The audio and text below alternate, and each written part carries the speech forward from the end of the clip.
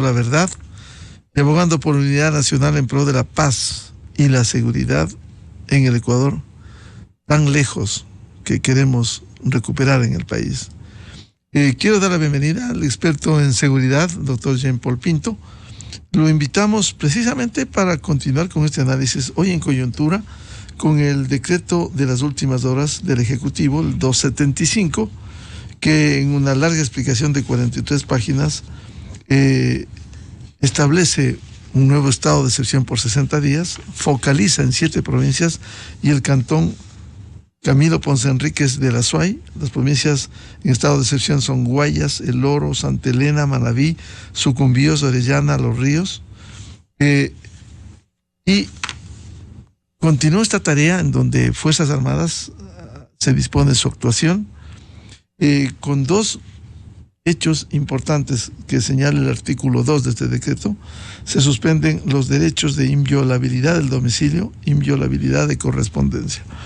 Partiendo de este decreto, doctor Jean-Paul Pinto, quizás en un conflicto armado no internacional como es el caso del Ecuador, hay que partir, usted que está vinculado a la academia también, de la claridad en los conceptos integrales de un problema de la seguridad.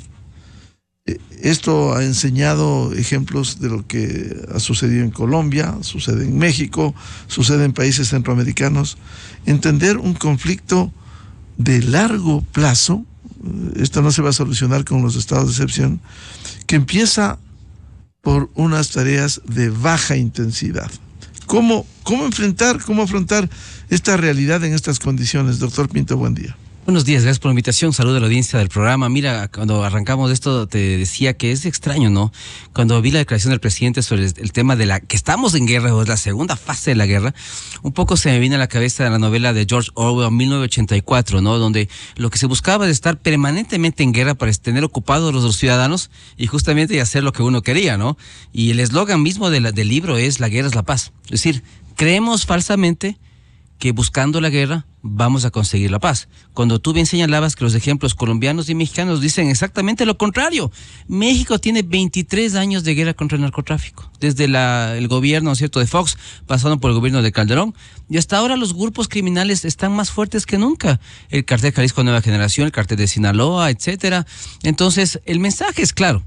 Si nos metemos a una guerra, el resultado final es impredecible. No sabemos qué podría pasar. Lo que sí estamos seguros es que las afectaciones para civiles, para el comercio, el turismo van a ser devastadoras en un país tan golpeado como el nuestro. Entonces, yo te diría, como tú señalabas muy bien, hay un mal manejo de conceptos. ¿Estamos realmente en una guerra? Yo no siento que estamos en una guerra. Además, ¿desde cuándo teorizamos sobre esto y definimos el que estamos en una guerra? Mira que el tema del conflicto interno armado, que fue lo que definimos en los decretos 110, 111, lo hicimos porque ya no teníamos opción. Cuando hicieron este ataque a TC Televisión, no teníamos opción. Los militares seguramente dijeron al presidente: mire, señor presidente, usted quiere que intervengamos, que salgamos. Hay que firmar el decreto de conflicto interno armado. Esto nos va a posibilitar un marco legal de actuación, de intervención, pero no es porque haya habido unas razones técnicas detrás de eso, sino porque realmente estábamos contra la pared. Y mira que cuando yo veo este último decreto y hablamos de que estamos ganando, de que hemos mejorado, realmente estamos igual. Porque antes de que se posesione el gobierno de Noboa, las zonas más violentas del país son las mismas que están en el decreto. Eso no ha cambiado. No es que ha habido una movilización, ¿no es cierto?, de los grupos criminales y ahora en cambio hemos detectado que están en Manabí, que están en Los Ríos, que están en Santa Elena. No, los grupos criminales siempre han estado ahí y siguen estando ahí. Entonces, cuando este decreto se focaliza el estado de excepción, es absurdo. Porque los grupos criminales siempre han operado ahí. Las zonas más violentas del país están ahí. Las ciudades más violentas del mundo están en esos mismos lugares. Entonces, mira que es primeramente un efecto de comunicación que me parece que es equivocado porque no hemos avanzado en nada. El balance de estos meses de... Bueno, y los resultados, el decomiso de droga, estos golpes que enseñan 20, 30 detenidos, 80 en unos casos, es decir... ¿en dónde se han atrincherado y se han concentrado las acciones criminales? Mira que yo siempre he señalado que hay un problema de efectividad en lo que estamos haciendo, porque cuando comenzó el conflicto interno armado y dijimos que hacíamos miles de operativos y que teníamos a miles de personas, a la final eran judicializados tal vez una decena de ellos. Entonces no entiendo por qué seguimos insistiendo en una política de atrapar a mucha gente, de, ¿no es cierto?, de tomar a muchas personas, entre comillas, terroristas, porque mira que también el mal uso de los conceptos. Ellos no son terroristas. No tienen un fin político, ideológico, religioso y lo han expresado así. Ellos son delincuencia común, es crimen organizado. Claro, en el decreto 111 lo establece, claro, e identifica 22 bandas. Entonces, lo que no entendemos desde el punto de vista de la academia, desde el punto de vista teórico, es por qué los conceptos no se utilizan correctamente. ¿No es cierto? El concepto de terrorismo, este concepto, ¿no es cierto?, de que estamos en una guerra. No estamos en una guerra, lo que estamos es un conflicto contra grupos criminales que comercializan droga, ¿no es cierto? Y que por el momento, evidentemente, no han sido debilitados, porque si hubieran sido debilitados, mira que las matanzas que experimentamos en las últimas semanas y meses no existirían más, pero realmente es algo que se ha vuelto común y normal, ¿no es cierto? Cada día que pasa hay una matanza en Los Ríos, hay una matanza en Guayaquil, hay una matanza en Manabí. Claro. Entonces se vuelve normal, es decir, ya no llama la atención de nadie. Más bien cuando uno prende la televisión y mira un noticiario, lo raro es que no encontremos a 10, 15 personas asesinadas en alguna parte del país. Pero no han sido golpes lo que se ha asestado cuando se ha aprendido a jefes de bandas y a otros integrantes de estos grupos delincuenciales organizados? Mira que hay que entender también que las dinámicas en los grupos es muy práctica, ¿no? Cuando un líder es detenido, es rápidamente reemplazado, porque el negocio no puede parar, ¿no es cierto? Cuando comenzamos a hacer el conflicto interno armado, sí fue una sorpresa, ¿no es cierto?, que los lobos y otros grupos criminales no se confronten directamente con el Estado, con las Fuerzas Armadas y la policía. Pero eso era normal porque evidentemente lo que había que cuidar es el negocio. La droga debe seguir su curso hasta los mercados internacionales, hacia los países de alta demanda. Entonces, claro, lo que no convenía en ese momento era la confrontación directa.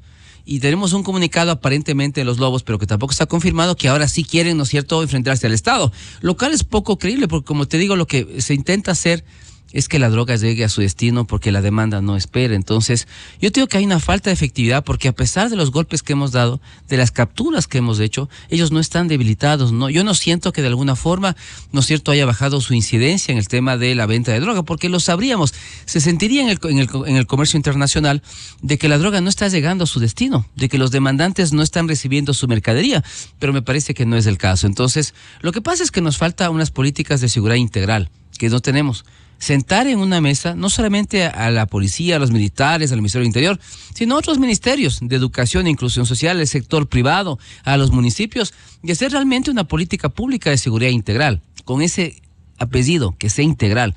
Pero realmente lo que tenemos actualmente es simplemente estrategias aisladas para apagar incendios. A veces resulta, a veces no resulta, pero mira que no podemos hacer evaluación de política pública porque no sabríamos sobre qué documento hacer esa evaluación. Es diferente si ahorita el gobierno diría, como estamos en la fase 2, les entregamos la fase 1 del Plan Fénix, por favor evalúen y vean que realmente estamos ganando y estamos avanzando, pero eso tampoco lo podemos hacer. O sea, el análisis que uno puede hacer es realmente muy escueto y además, como te digo, el balance al final del día es muy, muy mitigado, porque yo diría que tal vez el gran logro fue que las cárceles con los militares. Y ahí evidentemente bajó un poco la criminalidad porque muchos delitos se cometían desde los centros de rehabilitación social. Claro, el problema sobre eso es qué va a pasar cuando en algún momento dejen las Fuerzas Armadas del control de las cárceles. Y hay otro problema grave que estamos viendo también. Tú sabes que dado el dinero del narcotráfico, la capacidad de cooptación es altísima. Entonces, cuando llegaron los militares, claro, ellos pudieron encontrar estas suites, encontraron armas y muchas cosas, porque claro, nunca habían estado dentro de la cárcel. Pero ahora que están adentro, evidentemente van a ser contaminados, infiltrados por grupos criminales, y es otro problema, la pérdida de credibilidad de Fuerzas Armadas. Y como tú bien señalas, hemos perdido meses porque cuando los militares entraron a las cárceles, el gobierno debió desde el primer día trabajar en un plan de fortalecimiento del SNAI, un plan de transformación del SNAI, dándole más recursos, más personal, claro, más inteligencia, y eso no se ha hecho hasta ahora. Claro, quizás fincan esperanzas en lo que el pueblo ecuatoriano aprobó en la consulta popular, la pregunta de dar a Fuerzas Armadas el control de armas, municiones, explosivos, accesorios de manera permanente en las inmediaciones de las cárceles. Pero mira que eso también me pareció absurdo a mí, porque esa es una orden del jefe del Comando Conjunto, no necesita más. Es decir, en lugar de que usted haga controles aquí en la República de El Salvador, en las Chiris, que es más cómodo, vaya fuera de las cárceles y póngase ahí y haga retenes ahí. Pero eso no requiere una consulta popular, ni que la gente responda así a una cosa que es tan obvia. Ya aprobó el pueblo eso. Claro, además, pero es que eso era una orden del presidente o del jefe del Comando Conjunto que nunca debió estar en una consulta popular, porque eso era obvio. Pero como te digo, ok, queremos que los militares se hagan cargo de las cárceles, de acuerdo, pero ¿qué es lo que tocaría? Crear una nueva fuerza dentro de Fuerzas Armadas. Así como hay fuerza terrestre, marina y aérea, tocaría crear la fuerza penitenciaria de Fuerzas Armadas, porque toca entrenar, doctrina, equipamiento, armamento, muchas cosas que los militares actualmente no tienen. Porque nunca en las misiones de las Fuerzas Armadas está el tema del manejo de cárceles. Jamás ha estado, en la Constitución tampoco está. Entonces, si nosotros queremos que ellos se queden de forma permanente, habrá que crear esa nueva fuerza y habrá que darle un tiempo de entrenamiento, preparación, para que ellos se hagan cargo de eso. Ahora hay un mandato popular expresado en las urnas que es un mandato para implementarlo. Entonces aquí... y eso habría que sincerar, porque el gobierno debería decir, ok, yo quiero que los militares se queden, ok, chao SNAI. Eliminamos el SNAI, liquidamos a todos, gracias, y nos quedamos con Fuerzas Armadas. Pero hay que tomar una decisión al respecto. Mira que es lo que te digo, no han pasado tantos meses desde que los militares están en las cárceles y el SNAI no ha recibido lo que necesita. No hay plan de reestructura, transformación, de fortalecimiento de inteligencia, contrainteligencia, que es lo que debimos hacer en paralelo. Entonces, pasa el tiempo, se acaba el plan, se lo ejecuta y los militares poco a poco salen de forma paulatina de las cárceles. Con problemas de forma y de fondo. De fondo la capacitación, la preparación de los guías penitenciarios, con problemas hasta en la entrega de la comida, por lo que ha pasado las últimas semanas. Claro, y mira que no es tan fácil, ¿no? Cuando tú sacas una empresa de un entorno tan complejo, conseguir proveedores no es fácil, ¿no? Porque yo me reuní con la gente del SNAI y claro, me comentaban que no es que cuando esta empresa salió, no es que tenían 150 proveedores nuevos que querían entrar a operar, o sea, es duro. Además, en condiciones con cocinas industriales, es muy complicado. Más de 30,000 pesos. Al respecto, yo te digo una cosa que es fundamental. Mira, el sector privado tiene que meter más mano en el tema de seguridad. El Estado un poquito ha llegado a unos límites que son preocupantes. El sector privado tiene que contribuir más. Ellos pueden trabajar en modelos de gestión, en modelos de reinserción, rehabilitación. Y justamente yo diría que debería un esfuerzo desde lo privado para tratar de cogestionar las cárceles, porque nos damos cuenta que el Estado está un poco rebasado y tal vez el modelo debería ser una alianza público-privada donde el sector privado pueda también intervenir en ciertas áreas, sobre todo administrativas, y generando nuevos modelos de gestión. Pero, como te digo, hemos perdido meses. El SNAI hoy día debería estar fortalecido, ¿no es cierto?, reestructurado, con nuevo personal, nuevo perfil de guías penitenciarios, pero realmente estamos simplemente esperanzados a que los militares solucionen algo para lo cual no están preparados y nunca han hecho en su vida. Ahora, usted decía, doctor Pinto, el tema de el negocio, este negocio ilegal no puede parar. ¿Por qué no ataca fuertemente el Estado a las economías ilegales? Y esa es otra cosa que realmente está en deuda todavía. Mira que el UAFE debería ser una institución mucho más fuerte de lo que es ahora, con más personal, más recursos, más tecnología, que realmente hay que golpear esas economías ilegales. Y la otra pregunta que evidentemente no genera réditos y votos porque estamos en tiempo de campaña es el tema de la legalización de las drogas, ¿no? Alemania acaba de dar un paso hace un par de semanas legalizando la marihuana. Alemania lo hizo, pero no hay un debate regional al respecto. Lo hizo Uruguay hace 10 años. Uruguay inclusive gana dinero con la exportación de cannabis. Uruguay debería ser un país que debería estar al lado nuestro, ¿no es cierto? Traerles acá y que nos expliquen en estos 10 años qué ha pasado en Uruguay. ¿Ha sido efectivo? ¿Ha sido pernicioso? Etcétera. Canadá también tiene políticas de legalización, inclusive de drogas duras. Entonces mira que la única forma realmente de vencer esto es quitándole la rentabilidad al narcotráfico. Y la forma, digamos, que hay que generar debate a nivel regional es la legalización, porque mientras el narcotráfico sea tan poderoso, la ola de violencia no va a parar, las luchas no van a parar entre los territorios, y esto es un espiral de algo que nunca se va a terminar. Usted, como experto en seguridad, se ha preguntado dónde estarán. Se enseñan grandes operativos, centenares de detenidos. ¿Dónde estarán todos los detenidos? Porque usted decía, pocos son los procesados. Es lo que te digo, ¿no? Imagínate además, si lograríamos meter a todas esas personas en la cárcel, nuestras cárceles estarían pero con unos hacinamientos pero terribles. Entonces, por un lado, no podemos darnos ese lujo de detener masivamente a personas que después van a ser liberadas, cuando de todas maneras, a pesar de que sean catalogadas como gente peligrosa, no tenemos capacidades en nuestras cárceles. No habría forma de atenderles, estaríamos realmente en un colapso del sistema penitenciario. Y por eso te decía, yo recalcaba la idea de la eficacia, del uso eficiente de recursos del Estado. Lo que estamos viendo es que hemos usado muchos recursos, gastamos mucho dinero, pero al final del día los resultados son escasos porque realmente no tenemos muchos detenidos, no se desarticulan las bandas principales, los principales cabecillas siguen siendo libres. Mire este listado que sacaron, ¿no es cierto?, incompleto, que no sabemos quién lo hizo, pero que faltaban nombres, inclusive cometieron un error, porque hay un cabecilla de un grupo que opera en la frontera con Colombia, de los comandos de frontera que se llama, le pusieron como que era del Clan del Golfo, cuando él nunca ha sido del Clan del Golfo, y faltaba el líder del cartel Jalisco Nueva Generación, los chapitos que son blancos número 1 de la DEA. Entonces uno dice, bueno, ¿y estos listados quién los hace? ¿Y quién los filtra? ¿Y quién los revisa? Porque no podemos tener documentos técnicos que son incompletos y que no nos van a ayudar a hacer política pública en seguridad. Y esos documentos debieran conocerse. Cierto es que no se puede pedir los detalles de operativos tácticos, estratégicos, de inteligencia, pero usted como experto y académico, ¿ha visto el Plan Fénix? Es que eso que digo, ya es una leyenda urbana, ¿no es cierto? Ya es realmente un mito, ¿no? No sabemos, ¿no?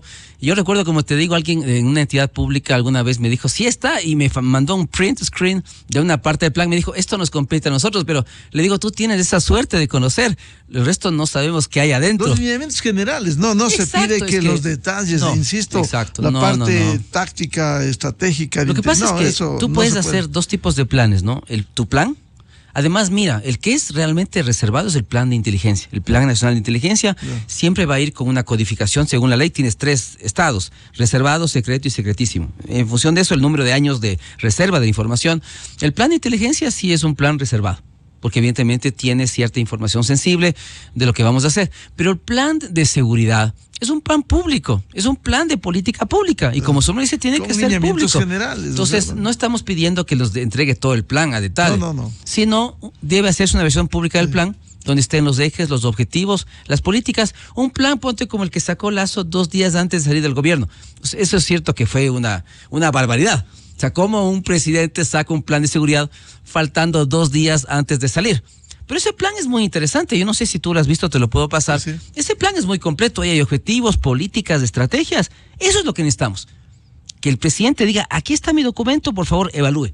Y nosotros podríamos llegar a evaluar y decir, hay un cumplimiento de metas, estos indicadores son los más pertinentes, estas estrategias se han implementado. Pero en este caso, simplemente lo que hacemos es tratar de creer y confiar en el gobierno, porque no tenemos ninguna otra herramienta. Sí, cuando la ministra sale y habla de reducción de cifras y de otras cosas, lo que toca es simplemente escuchar, porque en la realidad los hechos son distintos. No se puede comparar, cotejar. No se puede cotejar, y además la realidad nos está diciendo que es diferente a lo que ella nos está diciendo. Doctor Pinto, el gobierno, entre sus tantas decisiones, creó el Consejo Asesor de Seguridad en reemplazo a la Secretaría de Seguridad Pública. ¿Conoce usted qué está haciendo? ¿Qué ha hecho? ¿En qué está empeñado? Yo ayer estuve en el lanzamiento de un plan de seguridad de un ente privado acá en el Ecuador, que me pareció fundamental. Y yo comentaba justamente sobre el error de haber eliminado la Secretaría de Seguridad, porque lo que necesitamos realmente es un estamento que genere política pública de seguridad, ¿no es cierto? Los grandes lineamientos de seguridad, y que los comunique. Me parece a mí que habría más tranquilidad si hubiera un estamento que justamente se dedique a hacer política pública en seguridad, los grandes ejes de la seguridad, y que todos los podríamos conocer. Pero es esta ausencia, ¿no? Como tú dices, después de que los decretos cumplieron su vigencia, se creó este comité de seguridad o este comité de crisis, pero realmente no estamos claros sobre sus funciones, sobre sus actividades, sus resultados, porque se maneja con mucho secretismo. Y yo te diría que en seguridad, por lo menos, hay cosas, sobre todo en inteligencia, que sí pueden ser reservadas, pero hay cosas que deben ser comunicadas para tranquilidad del sector privado, del sector turístico, de la economía, inclusive de otros países, sobre qué se está haciendo en el Ecuador. Pero realmente este secretismo nos hace ver más bien que las cosas se deciden por algunas personas que no sabemos quiénes son, y a veces resultan y otras veces son un fracaso, ¿no?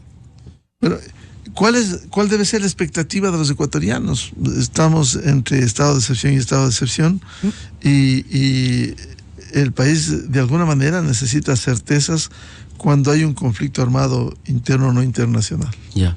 Mira que el otro problema también que yo veía es que, si bien es cierto, en el tema de la consulta aprobamos un día domingo que los militares entren a apoyar a la policía en seguridad interna, mira que ya está eso aprobado. Entonces, desde mi punto de vista, el estado de excepción es innecesario, porque ya en la consulta ya lo aprobamos, dijimos sí queremos que los militares... La Corte autorizó. Ya está. En medio de un conflicto armado, lo dijo. Pero no es inmediato. ¿Pero por qué no es inmediato? Porque como los militares, digamos, si bien tienen los planes de seguridad interna que combaten la insurgencia, el terrorismo, etcétera, que es un plan que hacen cada cierto tiempo ellos, pero no tienen la experiencia que tiene la policía en temas de inseguridad en las ciudades, en los entornos urbanos. Entonces les toca, evidentemente, cambiar doctrina, entrenamiento, equipamiento, armamento, y eso toma un tiempo, y tal vez por eso no es que alguna gente dice, pero ¿por qué no veo militares en las calles, no veo militares en las ciudades? Es porque ellos están en un proceso justamente de transformación, de cambio, porque ahora que van a apoyar a la policía necesitan cambiar, como te digo, estos temas doctrinarios, de equipamiento, de armamento, para entrar a operar. Claro, solo para recordar, el dictamen 124-EE de la Corte Constitucional, teniendo como juez ponente al doctor Enrique Herrería Bonet, dispuso en el punto 4, recordar que la intervención de Fuerzas Armadas para garantizar la soberanía e integridad territorial es una de sus competencias ordinarias e incluso en caso de conflicto armado interno como el actual, estas pueden movilizarse e intervenir una vez fenecido el estado de excepción que nos ocupa de acuerdo con el ordenamiento jurídico. Allí está la herramienta. Claro, entonces es una cosa que, además mira que antes se criticó mucho al gobierno de Lazo, ¿no es cierto? Y se decía que como no sabía qué hacer, le tocaba a cada rato decretar un estado de excepción, pero hemos vuelto a lo mismo, es decir, la política pública de seguridad del Ecuador no ha cambiado. Hemos cambiado de gobierno, pero la política de seguridad del país no ha cambiado. Lo único que ha cambiado es que tenemos un conflicto interno armado al cual nos sometimos porque no había otra opción. Los militares han tenido que poner el hombro porque realmente si no estábamos un poco perdidos. Ha mejorado el tema de cárceles, pero realmente si tú me dices si hemos mejorado, no, porque las mismas zonas violentas que tenemos de hace 2 años son las mismas zonas violentas del decreto que el presidente emitió ayer. O sea, no hay ningún cambio, es exactamente igual. Y ha habido algunas políticas, por ejemplo, ¿qué piensa usted de incluir en el Ministerio de Mujer y Derechos Humanos en la rectoría de la política criminal, que es algo mayor? Había que hacer algo que me parece a mí más fácil, que era en el Ministerio Interior, había que crear otro viceministerio, un viceministerio de política criminal. Que implemente, que no ha habido una política criminal pese a las disposiciones legales. Claro, ahora, como decíamos, este comité de crisis o comité de seguridad, él debía tener esta rectoría. Entonces el presidente debía, día decreto, decir, este comité se va a hacer cargo de la política criminal. Pero si no hacíamos eso, no había problema. El Ministerio Interior, que tiene 2 viceministerios, incluíamos un tercero sobre política criminal.